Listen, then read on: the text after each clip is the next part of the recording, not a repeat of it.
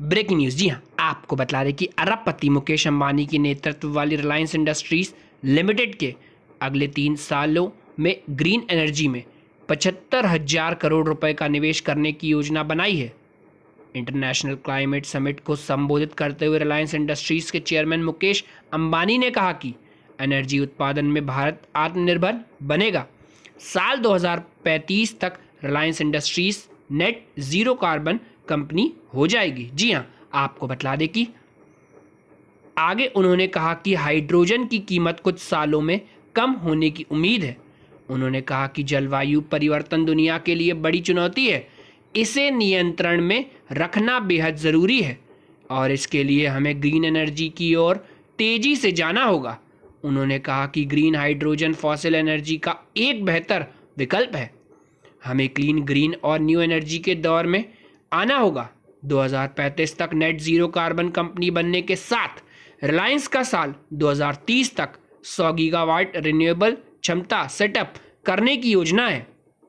Company अपनी आगे की योजना पर काम कर रही है। जी हाँ, ब्रेकिंग न्यूज़ आपको बता दें कि प्रधानमंत्री नरेंद्र मोदी के ग्रीन हाइड्रोजन मिशन का जिक्र करते हुए अंबानी ने कहा कि यह दोहरी रणनीति है।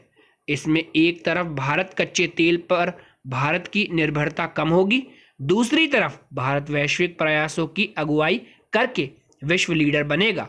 भारत के 75वें स्वतंत्रता दिवस पर मिशन की शुरुआत कर प्रधानमंत्री ने देश और दुनिया को ग्रीन एनर्जी अपनाने का संदेश दिया है। देश ने प्रधानमंत्री मोदी के नेतृत्व में 100 गीगावाट अक्षय ऊर्जा का मुकाम हासिल कर लिया है। अब हम 2022 तक 175 गीगावाट के लक्ष्य की तरफ मजबूती से बढ़ रहे हैं। भारत न्यू एनर्जी में आत्मनिर्भर बनने की ओर है। फॉसिल एनर्जी पर मोटी रकम खर्च होती है। जी हाँ, आपको बता दें कि उन्होंने बताया कि हमने जामनगर में 5,000 एकड़ में Dhirubhai Ambani green energy giga complex विकसित करना शुरू कर दिया है। यह दुनिया की सबसे बड़ी एकीकृत अक्षय ऊर्जा निर्माण सुविधाओं में से एक होगी। इस परिसर में 4 गीगा फैक्ट्रियां होंगी जो अक्षय ऊर्जा के पूरे स्पेक्ट्रम को कवर करती हैं।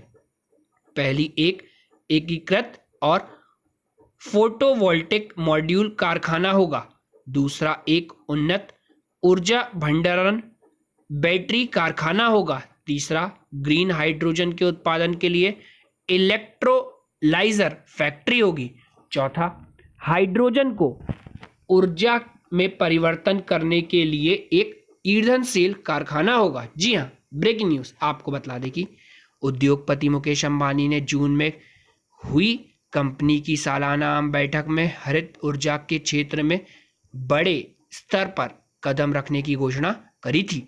उन्होंने सौर, फोटोवोल्टिक सेल, हरित हाइड्रोजन, बिजली स्टोरेज, बैटरी और फ्यूल सेल के विनिर्माण को लेकर अगले 3 साल में बड़ी क्षमता के 4 विनिर्माण संयंत्र लगाने के लिए 75,000 करोड़ रुपए के निवेश का ऐलान भी किया था। जी हाँ, आपको बता दें कि ब्रेकिंग न्यूज़ मालूम हो कि इसी साल जून में रिलायंस इंडस्ट्रीज के चेयरमैन मुकेश अंबानी ने जामनगर में Dhirubhai Ambani green energy giga complex परियोजना के हिस्से के रूप में एनर्जी स्टोरेज के लिए एक गीगा फैक्ट्री बनाने की घोषणा की थी।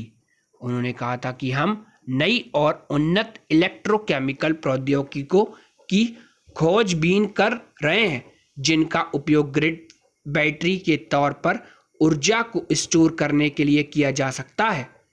हम नई पीढ़ी की स्टोरेज और ग्रिड कनेक्टिविटी के माध्यम से 24 घंटे बिजली उपलब्ध कराने के लिए बैटरी प्रौद्योगिकियों में वैश्विक लीडर्स के साथ सहयोग करेंगे।